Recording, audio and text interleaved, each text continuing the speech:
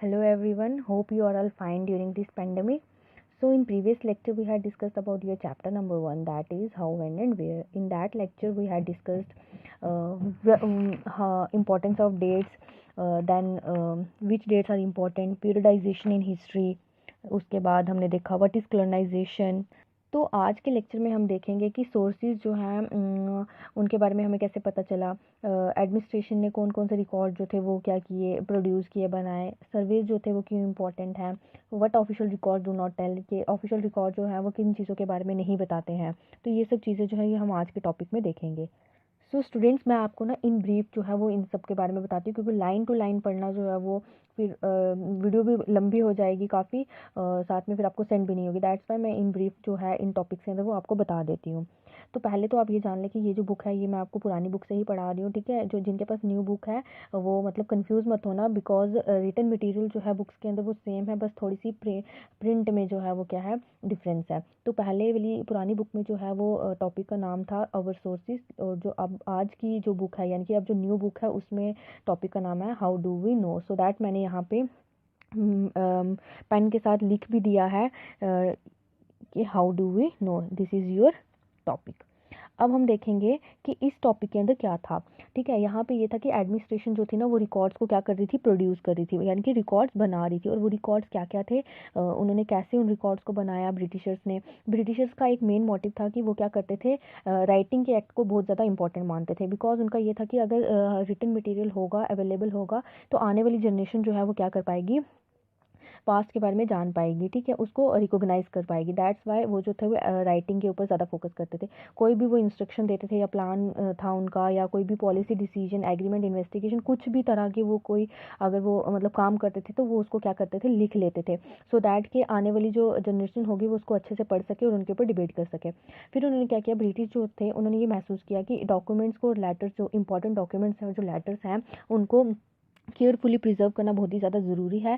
So that उन्होंने क्या किया, हर एक एडमिनिस्ट्रेटिव इंस्टीट्यूशन के साथ रिकॉर्ड रूम जो था वो अटैच कर दिया। विलेजेस के अंदर जितने भी ऑफिस थे, जैसे वो तहसीलदार का ऑफिस हो गया, कलेक्टरेट का ऑफिस हो गया, उसके बाद जो था प्रोविंशियल सेक्रेटरीट हो गया, लॉ कोर्ट्स हो गए, ये डिफरेंट डिफरेंट जितने भी ऑफिस थे ना, यहाँ पे उन्होंने क्या किया, रिकॉर्ड रूम्स जो थे वो बनाए।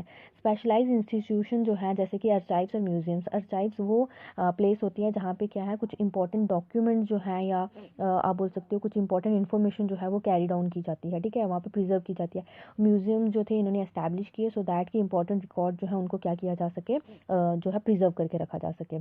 उसके बाद लेटर्स और मेमोज, जो कि एक एडमिनिस्ट्रेशन की एक ब्रांच से दूसरी ब्रांच में जो थे वो भेजे जाते थे 19th सेंचुरी की स्टार्टिंग में, वो अभी भी स्टिल हमारे पास क्या है, प्रिजर्व है, सो दैट हम उनको अभी भी रीड कर सकते हैं। और वो कहाँ पे प्रिजर्व है, आर्काइव्स के अंदर। तो उसके बाद जो है ये बोला गया, उन्होंने ये वो यहाँ पे ये लिखा हुआ है कि आप लोग जो हो वो नोट्स और उन रिपोर्ट्स को भी पढ़ सकते हो जो कि डिस्ट्रिक्ट ऑफिशियल्स के द्वारा प्रिपेयर की गई थी, या फिर जो इंस्ट्रक्शन या डायरेक्टिव्स के द्वारा, मतलब ऑफिशियल्स के द्वारा जो था वो सेंड किया गया था प्रोविंशियल एडमिनिस्ट्रेटर्स को। उसके बाद जो है 19th सेंचुरी के स्टार्टिंग में क्या हुआ, ये जो डॉक्यूमेंट्स थे ना, इनको क्या किया गया, बहुत ही केयरफुली कॉपी किया गया, और साथ ही साथ में ब्यूटीफुली इनको लिखा गया। किनके द्वारा, कैलीग्राफिस्ट के द्वारा। कैलीग्राफिस्ट वो पर्सन होते हैं, या वो पर्सन्स होते हैं जो कि ब्यूटीफुल राइटिंग के आर्ट में बहुत ज़्यादा स्पेशलाइज्ड होते हैं, यानी कि इनकी जो राइटिंग होती है ना वो बहुत ही ज़्यादा सुंदर होती है। सो दैट कि इन्होंने क्या किया, उन डॉक्यूमेंट्स को क्या किया, उनको कॉपी किया और बहुत ही अच्छे से उनको लिखा। तो 19th सेंचुरी के मिडल में क्या हुआ, प्रिंटिंग जो थी वो बहुत ही ज़्यादा स्प्रेड होने लगी। मल्टीपल कॉपीज़ जो थी उन रिकॉर्ड्स की वो प्रिंट आउट की गई, सो दैट कि उन कॉपीज़ को एक एक गवर्नमेंट डिपार्टमेंट में जो है वो प्रोसीड किया जाए, आगे भेजा जाए। उसके बाद हमारे पास नेक्स्ट टॉपिक आ जाता है, सर्वेज बिकम इम्पॉर्टेंट। सर्वेज जो थे वो कैसे इंपॉर्टेंट बने, तो कॉलोनियल एडमिनिस्ट्रेशन की अगर हम बात करें, तो कॉलोनियल एडमिनिस्ट्रेशन की अगर हम बात करें तो उनके लिए जो सर्वेइंग की प्रैक्टिस थी ना, यानी कि जो वो सर्वे करते थे, बहुत ही कॉमन था। बिकॉज ब्रिटिशर्स का ये मानना था कि एक कंट्री जो है, हम उन कंट्री को तभी पूरी तरह से जान पाएंगे जब वहाँ की जो एडमिनिस्ट्रेशन है वो अच्छे से काम कर रही होगी। तो 19th सेंचुरी की स्टार्टिंग में क्या हुआ, सर्वेज जो थे वो कैरिड आउट किए जाने लगे पूरी कंट्री के अंदर। विलेजेस में रेवेन्यू सर्वेज जो थे वो कंडक्ट करवाए जाने लगे। रेवेन्यू सर्वेज का मतलब हो गया कि इनकम से रिलेटेड जो मतलब पैसे से रिलेटेड जो थे वो सर्वे किए जाने लगे। एफर्ट ये था कि उनके लैंड की या विलेजेस की टोपोग्राफी, सॉइल क्वालिटी, फ्लोरा फना, लोकल हिस्ट्री और क्रॉपिंग पैटर्न के बारे में वो अच्छे से जान सके, सो दैट उस रीजन को जो है वो एडमिनिस्टर किया जाए, यानी कि उस रीजन को जो है वो रन किया जाए, वहाँ की उस एरिया को जो है वो कैसे रन किया जाएगा, सो दैट उन्होंने वो सारी चीज़ें जो थी वहाँ की जानना इम्पॉर्टेंट समझी। तो 19th सेंचुरी के एंड में क्या हुआ, जैसे ही 19th सेंचुरी का एंड होने लगा तो वहाँ पे सेंसस की जो ऑपरेशन था, यानी कि सेंसस का जो प्रोसेस था वो शुरू कर दिया गया। सेंसस का प्रोसेस शुरू किया गया और वो सेंसस का प्रोसेस जो था वो हर 10 साल के बाद जो था वो मतलब किया जाता था। आपको भी पता ही है अभी भी सिस्टम जो है ये चलता है, हर 10 साल के बाद जो है वो सेंसस होता है, पॉपुलेशन का सेंसस जो है वो होता है। इस वजह से क्या हुआ, अगर सेंसस जो था ये इसलिए कंडक्ट करवाया जाने लगा ताकि एक एरिया के अंदर, यानी कि इंडिया के प्रोविंसेस के अंदर जो है वो ये मतलब रिकॉर्ड किया जाए कि कितने नंबर लोग जो हैं वो इंडिया के प्रोविंसेस के अंदर रहते हैं। साथ ही साथ में कौन सा लोग जो है वो कौन सी कास्ट से बिलोंग करता है, उनका रिलीजन क्या है, उनका काम क्या है, ये सारी तरह के सेंसस जो थे वो करवाए जाने लगे। और भी तरह के सेंसस जो थे वो उस समय पे किए जाते थे, जैसे botanical surveys, zoological surveys, archaeological surveys, उसके बाद आ जाता है आपका एंथ्रोपोलॉजिकल सर्वेज, फॉरेस्ट सर्वेज। तो ये डिफरेंट डिफरेंट तरह के सर्वे जो थे उस समय पे किए जाते थे। लास्ट आपका टॉपिक यहाँ पे रह गया है, what is what official records do not tell, कि ऑफिशियल रिकॉर्ड जो थे वो किस बारे में नहीं बताते थे। तो जैसे कि हमें इन रिकॉर्ड से बहुत ज़्यादा इन्फॉर्मेशन जो है वो अभी हमें पता चली है, लेकिन एक चीज़ हमेशा याद रखना, ये सिर्फ ऑफिशियल रिकॉर्ड थे। ऑफिशियल रिकॉर्ड दैट मीन्स कि जो ब्रिटिश एडमिनिस्ट्रेशन के थ्रू उनके थ्रू जो रिकॉर्ड्स कलेक्ट किए गए थे ये वो रिकॉर्ड्स थे। और ये रिकॉर्ड जो है वो सिर्फ हमें ये बताते हैं कि क्या ऑफिशियल जो थे, ब्रिटिश ऑफिसर जो थे वो सोचते थे, वो किन चीज़ों में इंटरेस्टेड थे, क्या उनकी विश थी, ठीक है, इन सब चीज़ों के बारे में वो हमें बताती है।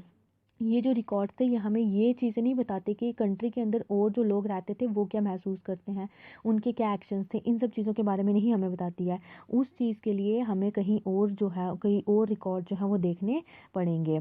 उसके बाद जो है वो क्या है, उन सब चीज़ों को, यानी कि एक कंट्री के अंदर एक कॉमन पीपल क्या महसूस कर रहा था, उन सब चीज़ों को जानने के लिए हमें और रिकॉर्ड्स देखने पड़ेंगे। जैसे कि हम लोगों की डायरियाँ देखते हैं, ट्रैवलर्स या मतलब तीर्थ स्थान के अकाउंट, मतलब जो ट्रैवलर्स यहाँ पे आए, जो पिलग्रिम प्लेसेस जो हैं उनको हम जब देखते हैं, कुछ इंपॉर्टेंट पर्सनैलिटीज़ हैं उनकी ऑटोबायोग्राफीज़ के बारे में जब हम देखते हैं, जैसे अकबरनामा हो गया, उसके बाद बाबरनामा हो गया, ये कुछ ऑटोबायोग्राफीज़ हैं मतलब रूलर्स की, जिनको हम पढ़ते हैं, ठीक है। उसके बाद कुछ बुकलेट्स हैं जो कि लोकल बाज़ार्स में आजकल सोल्ड की जाती हैं, तो उन चीज़ों को पढ़कर हम जो है वो उन लोगों के बारे में भी जान सकते हैं कि उस समय पे उन लोगों की कंडीशन कैसी थी और वो क्या सोचते थे। उसके बाद जो है उस समय पे प्रिंटिंग जो था वो भी बहुत ज़्यादा स्प्रेड होने लगा था। तो प्रिंटिंग जैसे प्रिंटिंग स्प्रेड हुई तो न्यूज़पेपर वगैरह भी जो थे वो पब्लिश किए जाने लगे। ठीक है, लोगों की डिबेट जो थी वो उन न्यूज़पेपर्स या उनके इश्यूज जो थे वो उन न्यूज़पेपर्स के थ्रू जो है वो बताए जाने लगे। लीडर्स और रिफॉर्मर्स जो थे, रिफॉर्मर्स वो होते हैं जो कि सोसाइटी के अंदर चेंज लाना चाहते हैं with the help of their ideas. Leaders और रिफॉर्मर्स जो थे वो क्या करने लगे, अपने आइडियाज़ जो थे वो स्प्रेड करने लगे। पोइट्स और नोवेलिस्ट जो थे वो अपनी फीलिंग्स को एक्सप्रेस करने लगे with the help of printing press, ठीक है। ये सारे सोर्सेज जो हैं ये हमें किन के द्वारा मिलते हैं, उन लोगों के द्वारा जो कि उस समय पे क्या थे, पढ़े लिखे थे, और वो क्या करते थे, प्रिंटिंग के थ्रू अपने जो थी फीलिंग्स थी या लोगों की फीलिंग्स थी उनको क्या करते थे, बयां करते थे। लेकिन इन सब सोर्सेज को पढ़कर भी हम ये अंडरस्टैंड नहीं कर पाएंगे कि कैसे हिस्ट्री जो थी, मतलब हम उस हिस्ट्री को एक्सपीरियंस नहीं कर पाएंगे कि कैसे ट्राइबल और पीजेंट जो थे वो रहते थे, कैसे वर्कर्स जो माइंस में काम करते थे और पुअर जो मतलब गलियों में घूमते थे, हम उनके बारे में, उनकी लाइफ हिस्ट्री के बारे में नहीं जान पाएंगे। उनके बारे में जानने के लिए या ज़्यादा जानने के लिए जो है ये एक डिफ़िकल्ट टास्क हो जाएगा उनकी लाइफ के बारे में जानने के लिए। लेकिन ये चीज़ जो है ये भी पॉसिबल है, लेकिन तब जब क्या करोगे, आप लोग कुछ एफर्ट्स करोगे। और इस बुक को पढ़ने के बाद हमें ये सारी चीज़ें जो है वो धीरे धीरे करके क्या पता चलेंगी, ठीक है। तो ये हम जो है यहाँ पे आपका चैप्टर कंप्लीट होता है। यहाँ पे बताया हुआ था बस कि मतलब कैसे डेट जो है वो जो है इम्पॉर्टेंट हुई, कौन सी डेट जो थी वो इम्पॉर्टेंट हुई थी। उसके बाद हिस्ट्री की पीरियडाइजेशन कैसे की गई थी, कॉलोनाइजेशन क्या था, ठीक है, सोर्सेज जो थे वो कैसे बनाए गए थे या कैसे प्रिजर्व करके रखे गए थे, सो दैट कि आज के टाइम पे हम उनको पढ़ के हिस्ट्री के बारे में जान सकते हैं। ठीक है, तो ये सब चीज़ें जो थी इस चैप्टर के अंदर थी। तो आई होप आपको ये चैप्टर क्लियर हो गया होगा। अगर फिर भी किसी स्टूडेंट को कोई डाउट होगा या किसी को कुछ समझ नहीं आया होगा तो they can ask me. Thank you and have a nice day.